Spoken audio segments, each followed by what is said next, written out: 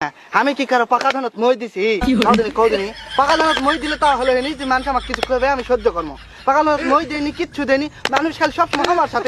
সাথেই লাগবে আমি কি করবো কও আমি শখ করে কালকে কলেজের গেছি কলেজের যায় সে প্রিন্সিপাল আমার দিকে তাকে আছে কলেজের গিয়ে ঢুকতে কি না ঢুকতেই তাকে আছে আমার কি আমার দিকে তাকে আছে কি সব তাকে থাকবে লেখো আমি কি ওই প্রিন্সিপালের পাকা ধানত মই দিছি লেখো মই দিলে তো টাকা থাকবে নাকি ওরা কিছু মনে করিনি সোজা আমি চলে গেল কলেজের ভিতরে ঢুকে আমার দিকে পিউনও টাকা আছে কিরে পিউনের দানা তো মই দিছি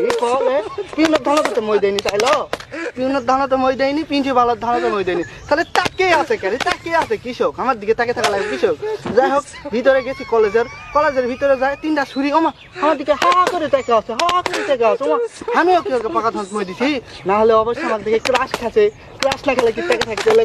ক্লাস খাওয়ার জন্যই টাকা আছে যাই হোক যেটাই করুক তাকে থাকা দেখে আমি মনে করছি না নিজেকে গর্ববোধ মনে করেন যে আমার দিকে মেয়ে টাকে আছে তাহলে আমার কপাল ভালো নয় তো ওই জায়গার থেকে আমি ভিতরে গেছি যাই দেখি যে ঘন্টা দেয় না দপ্তরি ওই আমার দিকে টাকা আছে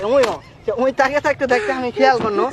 মুচকি হাসুছে ওই দপ্তরে আবার ক্লাস খাবে কে দপ্তরি তো ক্লাস খাওয়া না তাইলো দপ্তরি ক্লাস খাওয়া ভিতরে চলে গেছি স্কুলের ঘরের ভিতরে যত ছাত্রছাত্রী সব আমার দিকে তাকিয়ে